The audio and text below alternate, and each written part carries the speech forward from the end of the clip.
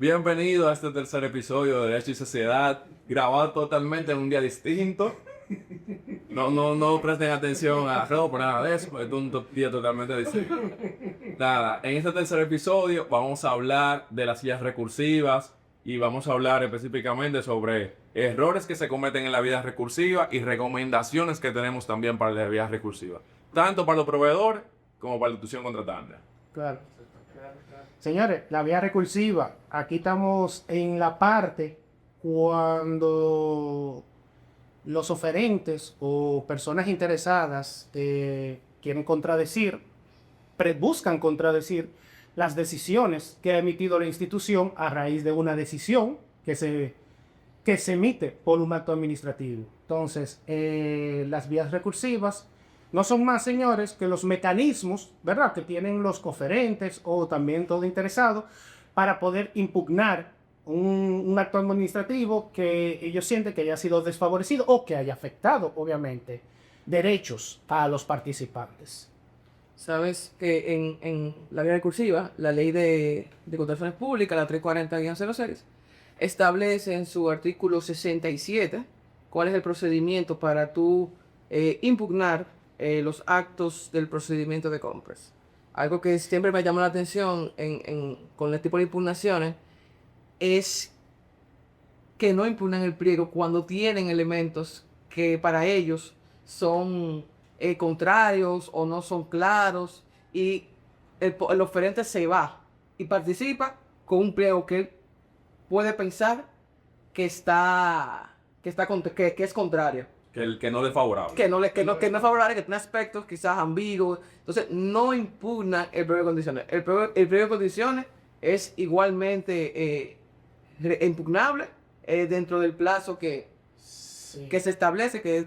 Mira qué bueno que tú tocas eso, María, porque yo, por ejemplo, ahora mismo acabo de decir, cuando los actos que emite la administración, por ejemplo, esa toma de decisión te haya sido desfavorecido. Pero, por ejemplo, el pliego de condiciones, en general, no es la administración tomando una decisión.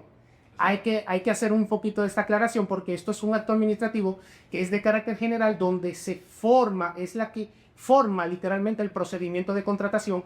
Pero, ¿qué ocurre? Tal como dice María correctamente, hay criterios que pueden afectar la participación propia del oferente. Y al afectar su participación, ya está afectando principios y derechos de los oferentes. Ok, previamente, las vías recursivas son básicamente dos, tanto recursos de impugnación como recursos jerárquicos. Eso se rige por la ley 340. Ahora bien, dentro del marco jurídico dominicano, en el aspecto administrativo, también tenemos la ley 113, que establece recursos de reconsideración y recursos jerárquicos, que son similares. La impugnación es similar al recurso de reconsideración y el recurso jerárquico es igual en términos. La única diferencia entre las 107 y las 340 es precisamente la especialidad de la vía recursiva, que uno es para actos administrativos de la administración en general, de su actuación normal, y la 340 precisamente aplica especialmente para los procedimientos de compra y contrataciones públicas. Entonces, los proveedores tienen esas dos opciones, ¿verdad? En el caso, hay que recordar, como mencionamos ahora mismo, Me fui más adelante. me fui más adelante, pero Rafa está. No emocionamos. No se emocionamos. el tema comenzó un poquito antes. Entonces, la primera aclaración o recomendación que yo quiero hacer es que precisamente como tenemos esos dos marcos normativos, tanto la 107 como la 340, ya hay criterios de la DGCP que establecen que a pesar de que la 107 tiene un plazo preferencial de 30 días, el régimen aplicable es la 340, que establece unos plazos totalmente que son mucho más bajitos, más cortos, que son 10 días. 10 días hábiles. Sí, 10 hábiles para impugnar a partir de la fecha en que tuvo conocimiento de la Entonces, parte ahora mismo, en la doctrina dominicana, hay una discusión sobre si el plazo realmente que aplique la 340, si es la 107, porque hay un artículo, el último artículo de la 107 dice que se derogan las disposiciones, Generales y especiales. las leyes generales y especiales que sean contrarias a la 107. Ahora bien, ya tú tienes un criterio administrativo que la DGCP te ha dicho que el que aplica es los 40, los 10 días de ley especial. Por lo tanto, la recomendación es que cuando al momento de tú impugnar una decisión te vaya por la ley 340. Mira, No con los 30 días de la sentencia. exacto, no, y mira, que yo lo veo de esta manera también. Hay un principio que es el de favorabilidad. En este caso yo me voy. ¿Cuál favorece más al accionante? Perdón.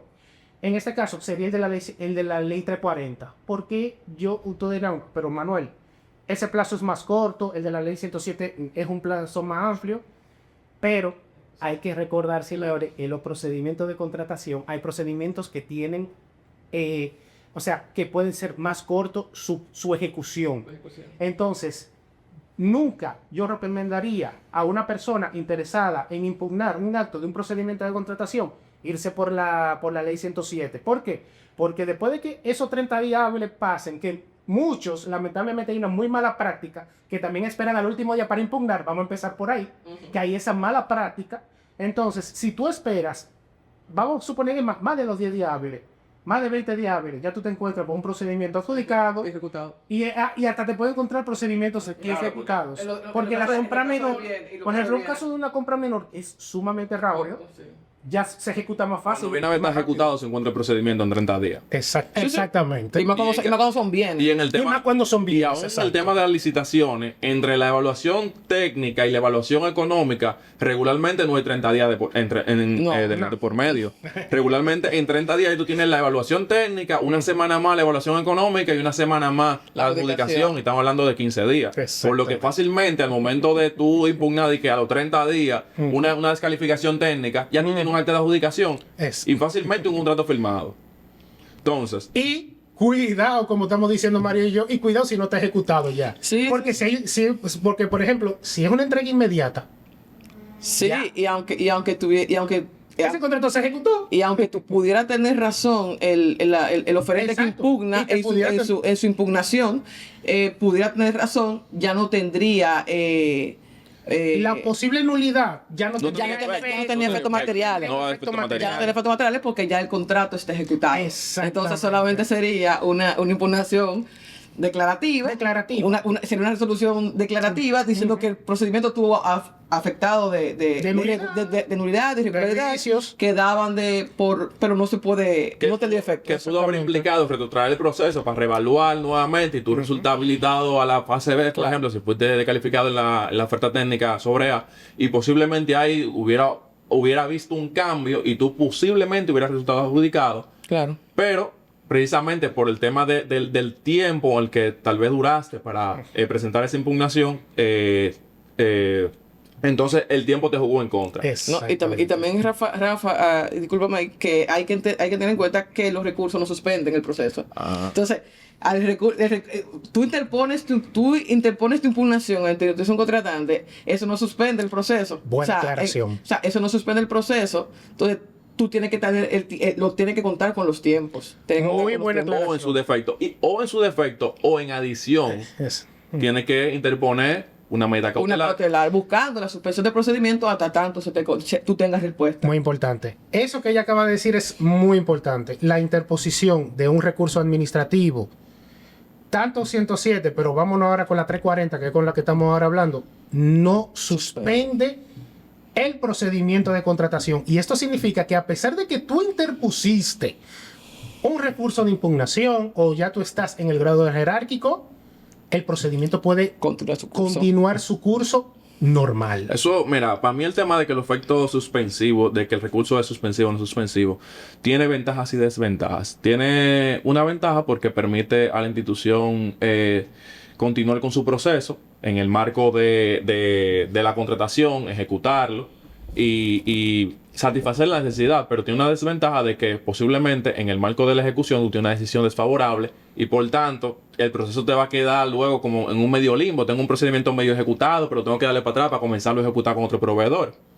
Pero la realidad es que también, conociendo la realidad dominicana, tú te imaginas que los recursos fueran suspensivos, tomando en consideración la cantidad de recursos que se interponen y tomando en consideración la cultura que nosotros tenemos de que, a pesar de que no tengamos la razón, De hacer un La uso tenemos, la abusivo, razón. de hacer un uso abusivo, un uso abusivo de las vías. La administración no estaría comprando absolutamente nada y tuviera parado porque que al final cuando tú estás comprando es porque tú tienes una necesidad real que tienes que suplir. Entonces, como dice Rafa, imagínate que como somos aquí los dominicanos, el recurso, cada vez que te ponen un recurso, te suspenden el procedimiento. Exacto. O soy yo o no es nadie. Hay muchos proveedores que van con esa mentalidad al proceso. Mira, yo soy el que tengo que resultar adjudicado. Y si no soy yo, entonces voy a hacer todo lo posible para que nadie resulte No, pero adjudicado. incluso en la práctica que he visto, impugnaciones de oferentes, que ellos están conformes con su descalificación, pero impugnan el procedimiento porque ellos dicen que la oferta de Rafa No cumplía. no cumplía. O que la oferta de Manuel no cumplía para afectarlo a él, Pero para afectarlo. pero él sabe que está calificado de forma correcta. Exactamente. Eso Pero evalúate al otro de forma incorrecta. exactamente, eso lo he visto y como dice Rafa, que hay gente que dice, si no soy yo, tampoco eres tú. Sí, el uso abusivo de las vías de derecho, lamentablemente aquí está demasiado No solamente en el ámbito administrativo, también en el ámbito judicial. No, Sí, totalmente, no, totalmente. En el ámbito judicial es donde más se ve, pero que el ámbito administrativo y más en el ámbito de la contratación pública, porque aquí estamos hablando ya de montos. Estamos hablando de intereses. Estamos hablando de intereses Sí, económicos, económicos. exactamente. Entonces, muchas veces, como dice María, yo fui correctamente descalificado. Ah, pero yo no quiero que Rafael salga adjudicado. Ok. Entonces, vamos a suponer que esto le va a llegar al proveedor que no utiliza un uso abusivo, sino un proveedor que es realmente consciente y va a utilizar la vía recursiva de una manera adecuada y quiere defender, por ejemplo, su descalificación porque realmente entiende que no correspondía a su descalificación, que él cumplía, que hubo un error, que él quiere que se le revalúe su reconsideración. ¿Tú crees que con un correo suficiente de 2 líneas, que yo digo, revalúame, es suficiente No. para yo poder, para que la institución emita una decisión más o menos coherente? Eso es lo que más pasa. Sí. Ellos te imponen con un correo con 2 líneas. No estoy a favor, no estoy en favor, no estoy de acuerdo. No estoy de acuerdo con mi calificación. Revisar, por favor. Mira, Pero eso no debe ser así, debe ser, incluso se dice que se establece que tú debes establecer todos los elementos por el cual tú no estás de acuerdo. En pocas palabras, Sí. tú tienes que motivar tu acto. Mira, eso es uno de los errores. Y mira que nosotros estuvimos hablando de errores. Ahora lo ponemos aquí también de relieve. Uno de los errores más frecuentes que se da en las vías recursivas, por lo menos en esta materia, en la materia de la contratación pública. Muchas veces terminan enviando un correo, una cartica que dice no estoy de acuerdo, revalúa y ya. No es que sea larga, no es que le sea larga No, la comunicación, el exactamente, correo. no. Pero Pero la ley, tanto la ley 107, la misma 340, te dice que Motivando tú los actos. tienes que motivar tu instancia, tu acto. Tú tienes que decir bien. Tienes que ¿por qué? identificarte. Identificarte. Que hay muchas veces que tú tienes un correo, Exacto. quien participó es una persona, pero quien manda el correo es otra persona, o el correo no está vinculado a la empresa, es un Hotmail, un Gmail, no tiene nada que ver con una empresa, tú no sabes quién te está recurriendo realmente. Lo primero que tú tienes que hacer es identificarte. Exactamente. Tú tienes que poner los hechos. ¿Qué fue lo que pasó? ¿En qué tú, según tú, dices que se equivocó la institución? Porque tú la estás contradiciendo Claro. en ese momento. Tú no estás de acuerdo con su forma de evaluación. Entonces, tú tienes que decirme cuál fue la etapa, cuál fue, por ejemplo, si fue una mala evaluación. Ok, ¿cómo fue que ellos evaluaron? Dime qué es lo que decía el pliego, porque también puede ser que a lo mejor cuando evaluaron, ellos no se evaluaron conforme al pliego. Si tú estás alegando eso, por favor, identifícalo. Identifícalo en el pliego. ¿Cómo fue que se supone que debieron evaluar? ¿Y cómo te evaluaron evaluaron ellos? a ¿Y ti? cómo te evaluaron a ti? Claro. Sabes que en el marco de compra hay algo que favorece tal vez a los proveedores y es el tema de que ellos pueden hacerlo directamente sin que sea a través de un abogado. Entonces, si tú no vas a contratar a un abogado para tú ejercer la vía recursiva porque no te interesa, porque es costoso, por la razón que sea. Pero creo que la recomendación, independientemente de que tú contrates a un abogado, hay que tomar ojo, hago un paréntesis. Hay abogados que tampoco saben realizar un recurso. Es verdad. No, es verdad. Yo me he encontrado con proveedores que saben explicar mejor Sí, totalmente. con varios párrafos de qué fue lo que pasó y tú entiendes en varios párrafos. Mira, entré a 4 párrafos. Esto fue todo lo que pasó. Y ya quien va a decidir sabe claro. qué es lo que realmente es lo que se está discutiendo. Pero hay veces que tú te encuentras con instancia de abogado que tiene 4 o 5 páginas. Y cuidado si no te mandan una de 50 páginas que no dicen nada. Gracias. No, mira, Rafael acaba de decir digamos, la contracara, en este caso, cuando es el abogado. Porque te pone, literalmente, como él dice, 50 páginas, nada más textos de leyes. Textos de leyes. Un copy-paste de todas las leyes, de todos los artículos, te la transcribe y todo, pero no te dice en qué influye eso en el procedimiento. O sea, cómo eso justifica lo que tú supuestamente estás impugnando en este caso. Entonces, inclusive la recomendación para el proveedor o para el abogado es, mira, haga una relación de los hechos, de qué fue lo que pasó. Claro. Ciertamente identifícame por qué tú no estás de acuerdo, pero verifica si tú en la norma o en el pliego de condiciones, que es el que está rigiendo tu contratación, si hay algo que sustente esos hechos que tú me estás diciendo de que, mira, el pliego de condiciones decía que había que evaluar de esta manera y ellos no están evaluando de esta manera. Entonces, precisamente, luego de que tú me identifiques eso en el pliego de condiciones, tú tienes que vincular los hechos y el derecho. Tú dices, Claro. mira, el pliego me dice esto, pero ellos hicieron esto, entonces, por tanto, hay una evaluación contraria. Y es como que algo coherente y lógico. Pero muchas veces pasa precisamente que te redacto unos hechos por un lado y está el derecho por otro lado y después viene la conclusión y tú te quedas como que... No, y no vinculan. O sea, no vinculan los hechos con el derecho y al final te vienen con una conclusión, como dice Rafa, que tú no sabes qué es lo que ellos quieren, qué es lo que quieren. ¿Qué es lo que quieren al ¿Qué es lo que quieren al final? Entonces, cuando tú concluyes, tú tienes que establecer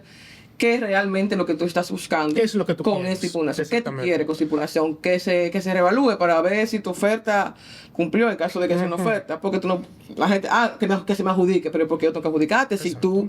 Tengo primero que ver si tú cumples para ser adjudicatario. Que creo que es el pedimento que la gente... Sí, el más común. El pedimento más común es que se le adjudique. Que se lo adjudique. Sí. Sin embargo, precisamente antes de yo llegar a adjudicarte, porque recordemos que la adjudicación viene luego de una fase técnica y una fase económica. Entonces, yo primero tengo que evaluarte en la fase técnica, luego en la fase económica, luego para adjudicarte. Entonces, si tú resultaste descalificado en la parte técnica y tú haces un recurso y ya en el recurso ya tú pides la que te adjudique, pero tú todavía estás descalificado en la parte técnica, tú necesitas que te reevalúen en la fase técnica, pero también necesitas que te evalúen en la fase económica. Para luego Claro. entonces llevar a cabo la adjudicación. Sí Ese no- procede, sí Exacto, procede, sí procede. sí procede. Una parte importante que creo que podemos poner sobre la mesa es el tiempo en el que tú impugnes. O sea, si a ti te descalificaron, si tú tienes una descalificación en tu parte técnica, tú tienes que inmediatamente se emite el informe, porque se le notifica, o sea, se le notifica el informe de evaluación técnica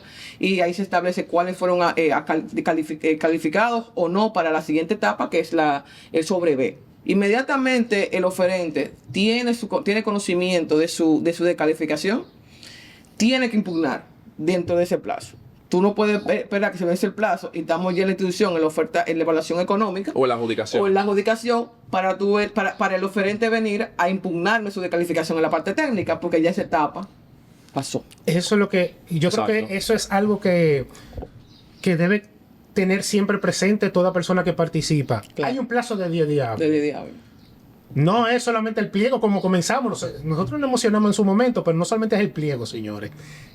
Todo. Los informes, exactamente, los actos administrativos, todo acto administrativo que emite la institución con relación a tu proceso, digamos, que puedan afectar tus derechos, tú tienes tu plazo de 10 días hábiles. Entonces, como dice María, efectivamente, cuando te notifican tu descalificación, ya tú sabes que tú tienes un plazo que te está corriendo a partir de esa notificación. Entonces, tú tienes tus 10 días hábiles, impugna. Si tú vas a impugnar, impugna en tu plazo de día hábil y no venga a esperarme a la adjudicación o incluso cuando hay un contrato ya suscrito. Sí, porque que muchas veces eso pasa. pasa que realmente lo descalifican en la técnica. Ok, la persona se queda neutra. Sí. No realiza ninguna impugnación. No reacciona. No reacciona. Pero cuando ve que va por la parte económica y luego va a la adjudicación y ve que adjudicaron a fulano, o sea, ahí vienen a recurrir la adjudicación. ¿Pero por qué? Precisamente por lo que mencionábamos anteriormente, porque esa persona no estaba de acuerdo, no está de acuerdo con que esa otra persona resulta adjudicada, Exacto. por la razón que sea. Pero ahí viene un tema. Se supone que al momento de tu recurrir hay una calidad para tu recurrir. Si tú fuiste descalificado en la fase técnica, Sí. ¿qué es lo que tú tienes que recurrir? El informe técnico. Porque el informe técnico es el motivo de tu descalificación, Exactamente. es el documento que te afecta y por tanto todavía ese es tu momento en el que tú estás participando, pero ya en el momento de la adjudicación ya tú no estás participando, ya tú dejaste de ser parte. Parte del O sea, proceso. es como, yo lo veo como habitaciones que se cierran.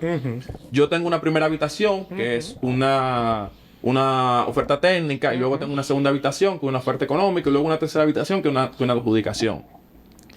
Tú, si fuiste descalificado en la fase técnica, en la primera habitación, se te cierra una puerta que te marca nada más a ese aspecto, a ese ámbito. Ahora bien, tú no puedes esperar de pasar de la primera habitación a la tercera habitación, que es la adjudicación, cuando ni siquiera tú estás en la parte, en la segunda fuiste parte de la segunda de la parte. segunda habitación, que precisamente era la fase económica. Entonces es como que algo de coherencia en el sentido de, si fuiste descalificado en la técnica, recurre tu descalificación técnica.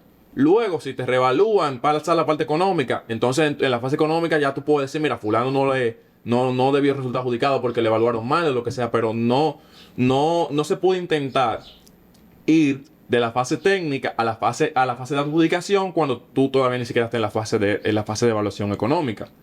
Lo que también ocurre también es el intento de utilizar vías que no son. Por ejemplo, yo no recurrí la fase técnica, me descalificaron. No estoy de acuerdo con la adjudicación, pero ya yo sé que hay un criterio administrativo de que me van a declarar mi recurso inadmisible, ya sea por falta de interés, falta de calidad, porque tú no tienes capacidad para recurrir la fase económica, porque no fuiste parte de esa parte, de ese proceso.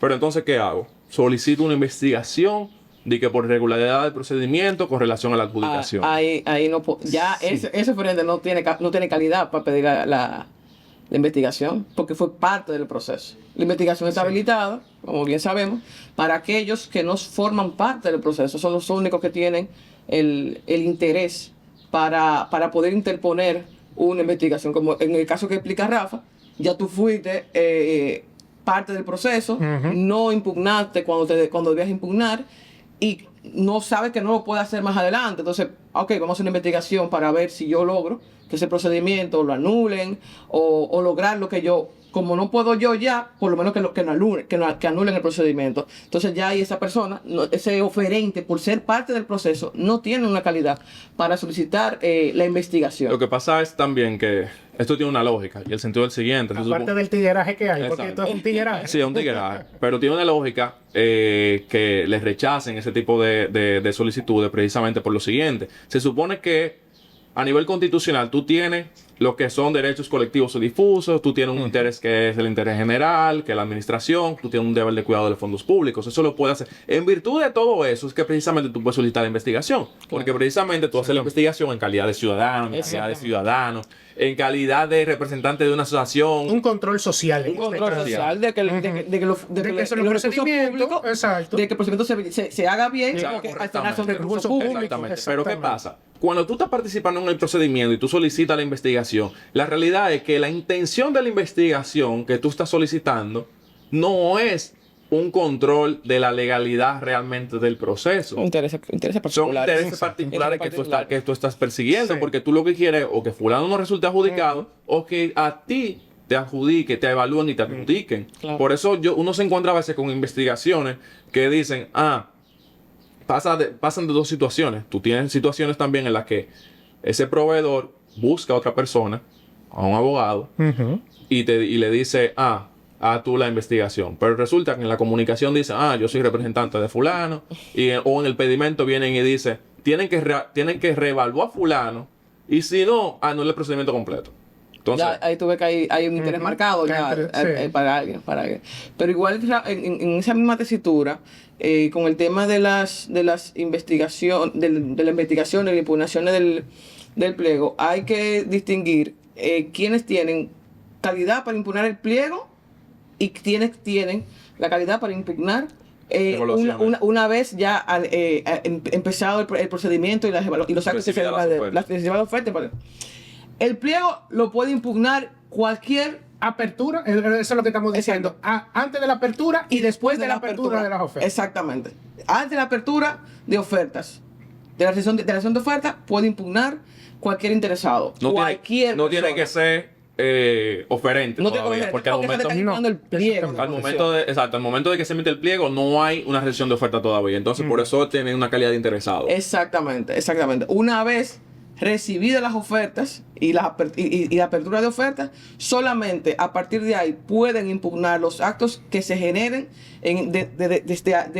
a partir de esa fase de la contratación, aquellos que fueron oferentes, que participaron y fueron oferentes. Hay que tener claro esa distinción, porque hay personas que después que empieza el procedimiento no fueron oferentes y quieren impugnar. Ahí entonces, es lo que dice Rafa, ahí entraría la investigación. Ahí yo vuelvo con el tema de mis habitaciones.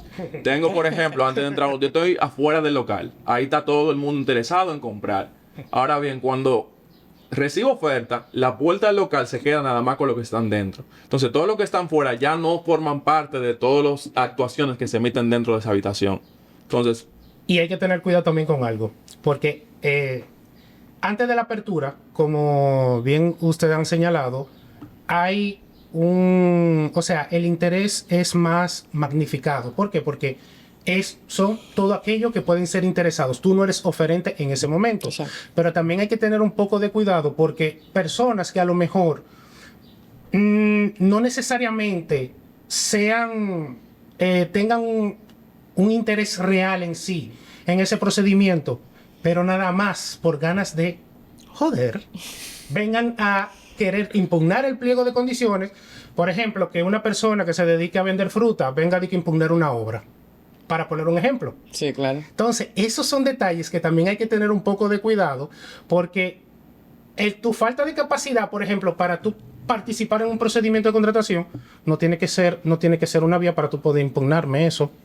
Entonces, Claro. O sea, tiene que haber en realidad irregularidades en el pliego que impida la participación. me acordaste, Que eso es diferente. me acordaste algo. Y aquí también se da el tema con lo del tigueraje. Que, por ejemplo, tú estás en la fase técnica, pasaste la fase técnica, vas a la fase económica, pasaste la fase económica, te descalifican en la fase económica y luego entonces tú quieres recurrir al pliego de condiciones. También. Después de que sí. se ha ejecutado. Después que se ha ejecutado Después de ser ejecutado Ya. todo. Casi todo el proceso. Total. Por eso es que es muy importante que los oferentes o los interesados en este caso estén siempre atentos en el cronograma que establece tu pliego de condiciones, porque hay una parte para preguntas y respuestas. Empezando por ahí. Hay una parte de preguntas y respuestas. De hecho, cuando tú le formules preguntas o observaciones a la institución contratante, se puede enmendar el pliego de condiciones. Claro. Hay una parte que todavía tú puedes enmendar el pliego para que se corrija eso. Pero entonces muchas veces no les gustan participar en esa etapa. Entonces esperan ya a que el pliego ya sea totalmente firme. Claro. Y estemos en etapa de evaluación o en etapa ya luego de la apertura y en las etapas de evaluación para tú venir a retrotraerte para el pliego de condiciones. Esto es un tema bastante interesante. Se nos quedaron varios puntos porque también teníamos el aspecto de verlo de la institución contratante. Pero el aspecto de las mejoras para la institución contratante se quedó para un cuarto episodio porque se nos ha acabado el tiempo. No, esto sigue. Esto es un tema muy interesante que, como ustedes pueden ver, nos da mucho de qué hablar. Y nada, con esto hemos llegado al final de este tercer episodio y los vemos en un cuarto episodio Nos hablando. vemos. Muchas Hasta luego. gracias. Bye. Bye, bye.